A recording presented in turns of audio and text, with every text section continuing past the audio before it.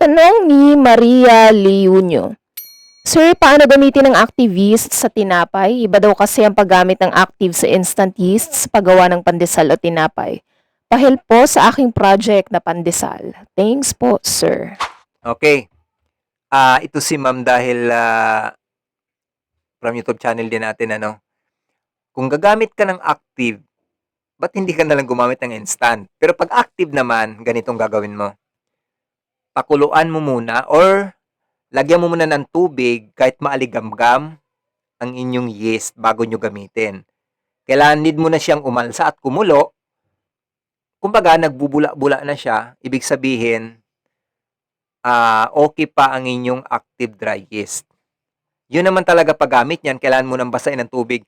Hindi pa ako nakaranas na pag active dry yeast, hinahalo ko direkta doon sa ating flour. O hindi ko pa talaga yan na try. Kasi instant yeast lang ang pangkaraniwan talagang halo na diretso doon sa ating flour. Pero pag sa active dry yeast, need mo talagang basain ng tubig. Kahit maaligamgam na tubig lang, katamtamang aligamgam.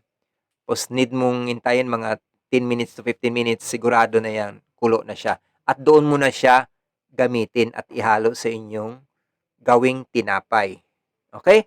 Ganun pa rin ang ratio noon. 10 grams, 1 kilo, mas mabilis na. Mabilis na siya. 2 to 3 hours, pwede na siyang lutuin. Okay? Sana nakatulong. Follow for more.